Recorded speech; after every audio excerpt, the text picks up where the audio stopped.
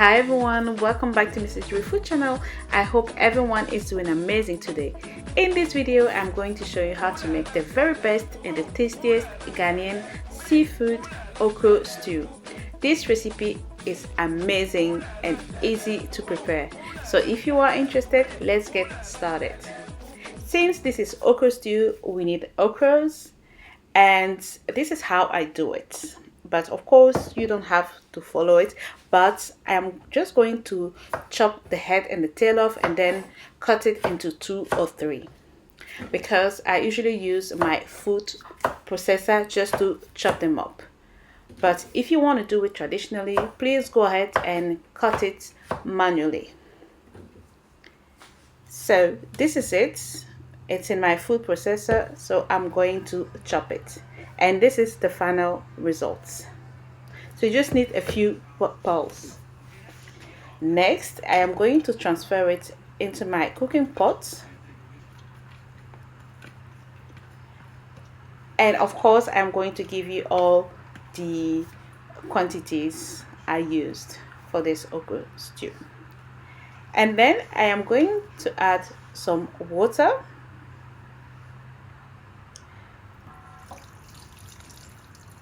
So for this quantity, I added about 3 cups of water. Then I'm going to give it a little stir and I'm going to cook it. But make sure you do not overcook it. And as soon as you see it bubbling, it is the right time to add in some baking soda or bicarbonate of sodium. You just need a little bit, so just a 1/4 teaspoon should do.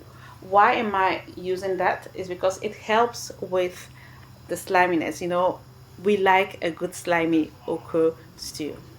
So add it, stir it, and keep cooking it. And as I said, we do not want to overcook it, so anywhere between 5 and 6 minutes it's okay for me. And this is how it should look like. You see, it is nice and slimy. So now I'm just going to keep it aside and I'll get back to it later on. So now on to the stew. For my okra stew, I am going to use ZOMI palm oil. This is the one I always use. I really like the smell of it, but you can also use just a regular one. And then for more taste, I am going to add some MOMONE, which is fermented Ghanaian fish. If you don't have it, well, it's not a problem, but if you do have it, it enhances the taste. So let it fry for a few minutes, and then we are going to add our onions.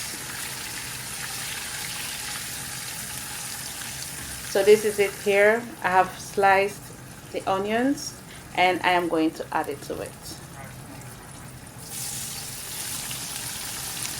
And then I am going to give it a little stir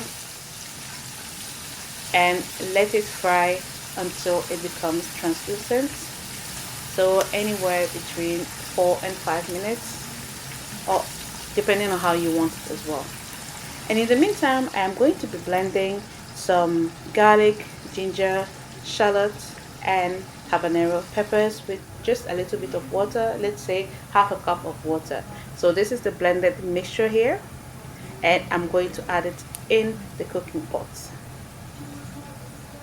Next, I am going to give it a stir, and then I am going to let it fry for about 7 to 9 minutes on a medium heat. And then I am going to add some fresh tomatoes. And just to let you know, I do not always add tomatoes, but this time I did. Then I'm going to stir it and then cover it and leave it to cook for about 7 to 9 minutes. And this is how it looks like now. And I'm going to give it another little stir. Next, I am going to add some ground prawn, and I have here about 2 tablespoons. And trust me guys, it makes a very big difference. I am also going to add some crayfish stock powder. Then I'm going to add some paprika. You can also use smoked paprika if that's what you have. Then I'm going to add some Maggi seasoning, which is optional. And I'm going to stir it. Then I'll leave it to cook for about 3 to 4 minutes. Now I am going to add my seafood. So on my plate I've got here some prawns and I've got some fresh squid. I think some of you call it octopus. And I'm going to add it now. Then I'm going to stir it, and I am still cooking it on a medium heat. Next, you can't have seafood Okrosoup without the master crab. So here's the crab, and I'm using the blue streaming crab. It's already been cut and cleaned, but of course you can also decide to use the baby crabs, the green ones, or even the Dungeness crab or the brown crab, or even how do you call it, lobsters. It really goes with anything. So this is it, the crab is in, and then I am going to stir it, but this time I'm going to be a bit more careful with it. All right, so stir it, but bear in mind you've got some soft prawns in there. Okay, and this is it, so stir it. And then last but not least, I am going to add in my fish, and this is it. And I have already cleaned it and cut it, and I'm using CROAKER fish. I think CROAKER fish really goes well with Okrostew.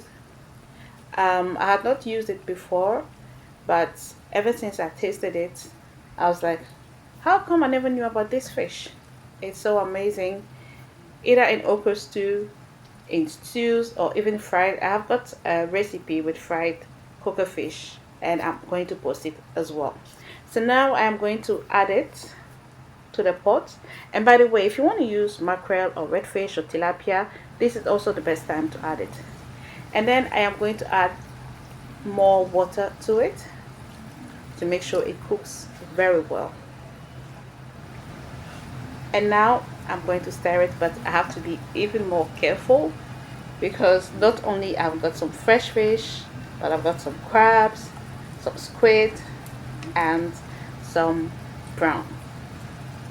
So ladies and gentlemen, just take your time here and stir it. And then we are going to pop the lid back on and let it simmer. Hey guys, I am back and I'm going to check on my Okrostew. It looks amazing. The fish is cooked, the squid as well. And I am going to add in some salt to taste. And I also decided to add in some KNOOR Aromat all-purpose seasoning. It also has a very nice taste, so if you have it, just add it to it. And then I decided to add a bit more of the seasoning, Maggi seasoning, and of course again this is totally optional, you don't have to add it. Voila, so the seasoning is in. I'm going to stir it, still being very careful with it because it's very fragile. All right,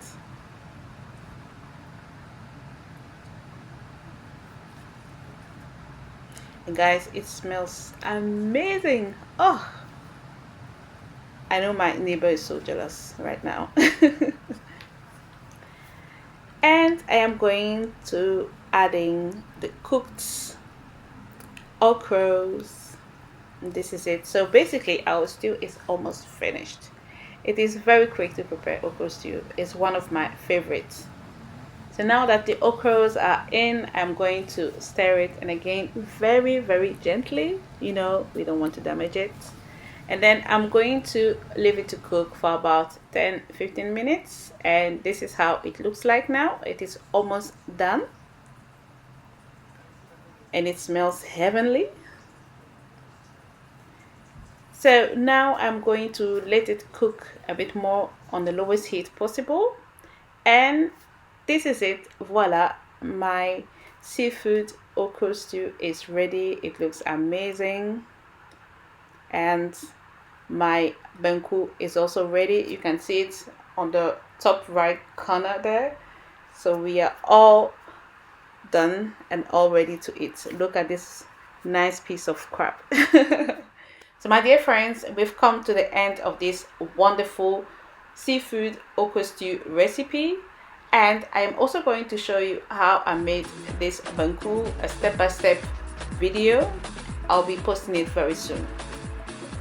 Thank you so much for watching. It really means a lot to me.